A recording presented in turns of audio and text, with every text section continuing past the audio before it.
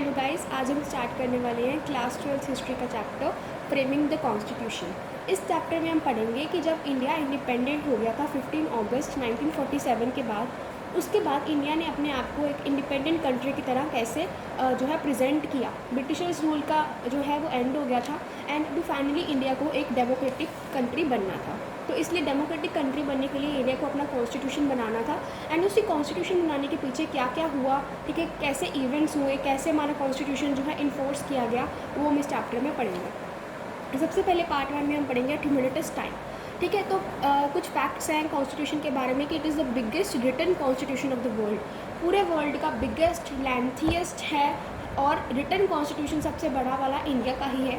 उसके बाद form between 1946 1946 से शुरू होकर 1949 में ये ख़त्म हुआ एंड ड्राफ्ट में डिस्कस्ड क्लॉज बाय क्लॉज। एक छोटे से क्लॉज बाय क्लॉज जो है ड्राफ्ट्स जो है वो डिस्कस हुए उस कॉन्स्टिट्यूशन के एंड कॉन्स्टिट्यूंट असेंबली ने इसको प्रिपेयर किया एंड ये साइन हुआ था 24 जनवरी 1950 को एंड केम इनटू इफेक्ट, मतलब इन्फोर्स हुआ 26 जनवरी 1950 को, जिस दिन हम अपना रिपब्लिक डे बनाते हैं। इसमें 11 सेशंस हुए ओवर 165 डेज एंड इसमें बहुत सारी डिस्कशंस हुई। उसके बाद आता है ट्यूमुलेटस टाइम। ट्यूमुलेटस टाइम मतलब कि एक तरफ तो इंडिया आज़ाद हो गया था, बहुत खुशी का मौका था, लेकिन उसके साथ हमारे इंडिया में बहुत सारी प्रॉब्लम्स भी साइड बाय साइड चल रही थी। बहुत मुश्किल भरा समय था, बहुत इंटेंस टाइम था, इसलिए इसको ट्यूमुलेटस टाइम बोला गया। तो पहले तो कम्युनल राइट्स की प्रॉब्लम्स जो है वो शुरू हो गई, क्योंकि अभी हिंदूज़ और मुस्लिम्स की यूनिटी जो है ख़त्म हो गई थी। कम्युनल राइट्स मतलब कम्युनिटी के बीच में राइट्स जो हैं, दंगे फसाद जो है वो शुरू हो गए थे, क्योंकि कांग्रेस और मुस्लिम लीग जो वहाँ की दो पॉलिटिकल पार्टीज़ मेन थी उस टाइम की, वो फेल्ड हो गई थी। वो bring religious and social harmony. Muslims अपना अलग कंट्री चाहते थे। इसमें क्या हुआ, ग्रेट कैलकाटा किलिंग्स हुई, बहुत सारे लोगों को मारा गया।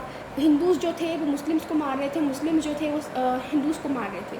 ठीक है, उसके बाद राइट्स नॉर्थ और ईस्ट में बहुत सारे राइट्स हुए, नॉर्थन इंडिया में एंड ईस्टर्न इंडिया में भी राइट्स हुए एंड ट्रांसफर ऑफ पॉपुलेशन। इसी से हमारी नेक्स्ट प्रॉब्लम आती है रिफ्यूजी प्रॉब्लम।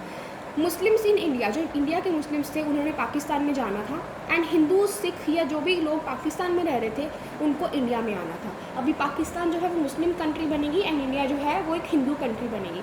ठीक है, डेथ थ्रेट मिले मतलब लोगों को बोला कि अगर आप यहाँ से नहीं जाओगे, जो मुस्लिम्स हैं या जो हिंदूज़ हैं उनको मारने की धमकियाँ मिली एंड लेकिन उनको एक और प्रॉब्लम थी कि उनके जो एज ओल्ड रूट्स हैं, जहाँ से वो बिलोंग करते हैं, जहाँ पे उनके पूर्वज हैं, जहाँ पे उनका घर है, उनको वहीं से जो है बेगाना कर दिया गया। उनको वहीं से छोड़ के कहीं और कंट्री में जाना था, किसी और कंट्री में दोबारा से बसना था एंड कुछ लोग तो रास्ते में ही बिफोर डेस्टिनेशन वो मर गए। बहुत सारे लोगों को जो पैदल है बहुत लंबी यात्रा करनी पड़ती थी। टिकट जो है ट्रेन्स जो थी वहाँ फुल हो जाती थी एंड वुमेन को अबडक्ट किया जाता था, किलिंग्स होती थी, बहुत सारी प्रॉब्लम्स हुई रिफ्यूजीज़ के साथ। उसके बाद पॉलिटिकल इंटीग्रेशन।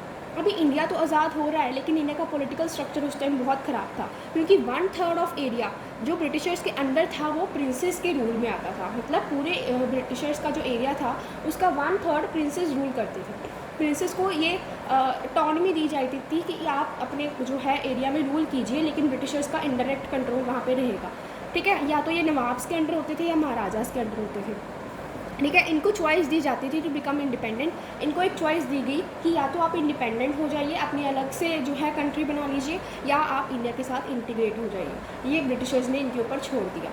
तो अप्रॉक्सीमेटली उस टाइम 565 प्रिंसली स्टेट्स थी, कुछ छोटी कुछ बड़ी, लेकिन बहुत सारे प्रिंसेस थे उस टाइम। उसके बाद आता है द कॉन्स्टिट्यूएंट असेंबली।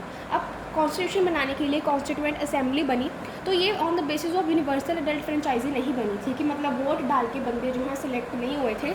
ये किसने चूज़ किया था? By provincial legislatures. जो प्रोविंशियल लेजिस्लेचर उस टाइम पे बने थे उन्होंने इनको इलेक्ट किया। ठीक है, ये जो इलेक्शंस हुए थे ये कब हुए थे? 1945-46 में, जिसमें प्रोविंशियल लेजिस्लेचर्स बने एंड उसके बाद इन्होंने फर्दर जो है कॉन्स्टिट्यूएंट असेंबली के मेंबर्स जो हैं वो चूज़ किए। नेक्स्ट टॉपिक है डोमिनेशन ऑफ कांग्रेस। तो जो कॉन्स्टिट्यूएंट असेंबली बनी उसमें मेनली कांग्रेस के लोग थे, डोमिनेशन थी कांग्रेस की। ठीक है, कांग्रेस जो है उन्होंने जनरल सीट्स जो है स्वेप्ट कर दी इन प्रोविंशियल इलेक्शंस। जो प्रोविंशियल इलेक्शंस हुए थे उसमें कांग्रेस ने बहुत सारी सीट्स जो हैं वो जीत ली थी, लेकिन मुस्लिम लीग ने जो रिजर्व सीट्स थी मुस्लिम्स के लिए वो कैप्चर कर दी थी। ठीक है, सोशलिस्ट जो थे वो अनविलिंग थे ज्वाइन करने के लिए कॉन्स्टिट्यूएंट असेंबली को, क्योंकि वो बोलते थे कि ब्रिटिशर्स की असेंबली है इसलिए हम ये ज्वाइन नहीं करेंगे, लेकिन उनके पास अपनी खुद की इतनी ऑटोनॉमी नहीं थी, खुद की इतनी पावर नहीं थी, इसीलिए 82% जो है कॉन्स्टिट्यूएंट असेंबली में कांग्रेस के मेंबर्स थे। उसके बाद जो कांग्रेस थी वो एक पार्टी थी, लेकिन उसमें सिंगल वॉइसेस नहीं थी कि एक ही तरीके के वहाँ पे ओपिनियंस नहीं थे। कांग्रेस जो थी वो बहुत बड़ी कोलिशन थी, उसमें अमीर, गरीब, छोटी कास्ट, अपर कास्ट, ठीक है, रूरल और अर्बन एरिया से, एग्रीकल्चर वर्कर्स या इंडस्ट्रियलिस्ट से बहुत सारे लोग कांग्रेस के जो हैं पार्टिसिपेंट्स थे। बहुत डाइवर्स जो है ये कोलिशन थी, इसलिए उसमें बहुत सारे डिफरेंट वॉइसेस थी, एक सिंगल वॉइस नहीं थी। इसलिए members they deferred in opinions, समवर inspired by socialism, कुछ चाहते थे कि सोशलिज्म हो, एंड कुछ चाहते थे लैंड लॉर्ड्स जो है वो बने रहें। तो मतलब बहुत डिफरेंस व्यूज़ थे उसमें। उसके बाद आता है ओपिनियंस बाय पब्लिक। तो लोगों के जो ओपिनियंस थे, लोगों की जो विचार थे कि कॉन्स्टिट्यूएंट असेंबली में इंक्लूड होने चाहिए, वो भी कॉन्स्टिट्यूशन में इंक्लूड किए गए। सबसे पहले जो आर्ग्यूमेंट्स थी वो न्यूज़पेपर में रिपोर्ट की गई। उसके बाद पब्लिक को पूछा गया कि आपको आपके व्यूज़ क्या हैं, आप हमें भेजिए और हम उसके ऊपर विचार करेंगे। ठीक है, लिंग्विस्टिक माइनॉरिटीज़ जो हैं वो अपनी प्रोटेक्शन करना चाहती थी अपनी मदर टंग की।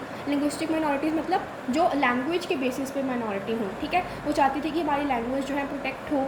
दलित्स क्या चाहते थे कि जो हमारी ऑपरेशन हो रही है लो कास्ट की वो ख़त्म हो जाए एंड हमें रिजर्वेशन दी जाए सीट्स में इन गवर्नमेंट इंस्टीट्यूशंस। तो ये सारे थे ओपिनियंस बाय पब्लिक। उसके बाद आता है डोमिनेंट वॉइसेस।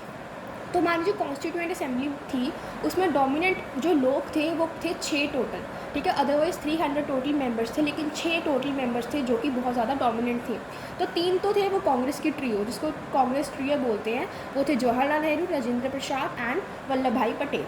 तो जवाहरलाल नेहरू थे जिन्होंने प्रपोज़ किया ऑब्जेक्टिव रेजोल्यूशन। ऑब्जेक्टिव रेजोल्यूशन मतलब कि हमारा जो कॉन्स्टिट्यूशन होगा वो लोगों को फ्रीडम, लिबर्टी, ठीक है, ये सब कुछ प्रोवाइड करेगा, वो सोवरेन होगा, ये सब कुछ ऑब्जेक्टिव रेवोल्यूशन में था।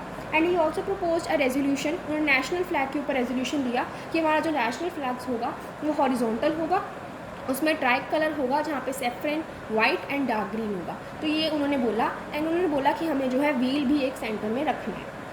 उसके बाद वल्लभ भाई पटेल का बहुत इंपॉर्टेंट रोल है। इन्होंने बोला कि जो ड्राफ्ट रिपोर्ट्स हैं, इन्होंने बहुत सारी ड्राफ्ट की रिपोर्ट्स को ड्राफ्ट किया एंड इन्होंने रिकंसाइल किया अपोजिंग व्यूज़ को। जो भी कुछ डिफरेंट होते थे व्यूज़, जो कन्फ्लिक्टिंग होते थे, उन्होंने उसको एक जैसा करने के ऊपर बहुत कोशिशें की। उसके बाद आते हैं राजेंद्र प्रसाद, जो कि हमारे फर्स्ट प्रेसिडेंट भी बने थे ऑफ इंडिया।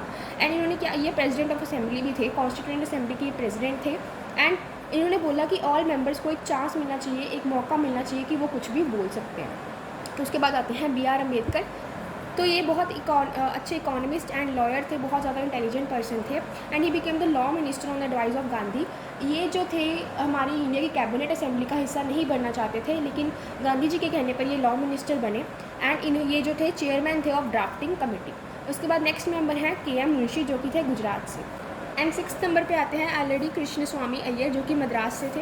एंड इन दोनों ने बहुत क्रूशियल पॉइंट्स जो हैं हमारे कॉन्स्टिट्यूशन में इंक्लूड किए। एंड इन छहों को असिस्टेंस दी बाय 2 सिविल सर्वेंट्स, जो सिविल सर्विसेज के हिस्सा थे, उन दोनों ने असिस्टेंस दी। एक तो थे बी एन राव, जो कि कॉन्स्टिट्यूशनल एडवाइज़र थे, मतलब कॉन्स्टिट्यूशन में एडवाइस करते थे to the government of India. And he prepared papers on political systems of other countries. तो हमारे कॉन्स्टिट्यूशन में बहुत सारे जो सिस्टम्स हैं वो किसी और कंट्री से इंस्पायर होकर लिए गए हैं, तो इन्होंने उसके ऊपर बहुत सारी रिपोर्ट्स जो है वो प्रिपेयर की। एंड सेकंड थे चीफ ड्राफ्ट्समैन, मतलब चीफ ड्राफ्टमैन, जो कि ड्राफ्ट प्रिपेयर करते थे, एंड ये थे S N Mukherjee.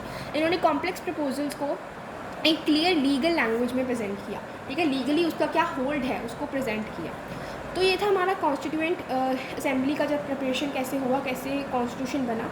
And it took more than 3 years in all. Printed जो है रिकॉर्ड्स बनाए गए हर डिस्कशंस के ऊपर, 11 बल्कि वॉल्यूम्स जो हैं प्रेजेंट हुई। उसके बाद कन्फ्लिक्टिंग व्यूज़ थी कि कौन सी लैंग्वेज इंडिया में जो है यूज़ होनी चाहिए, ठीक है, किस तरीके से पॉलिटिकल सिस्टम को हमारे इंडिया में चलाना चाहिए, ये सारे बहुत व्यूज़ उस टाइम पे चले। तो ये हमारा पार्ट 1 कंप्लीट हो गया। If you find this video helpful please like and subscribe. Thank you.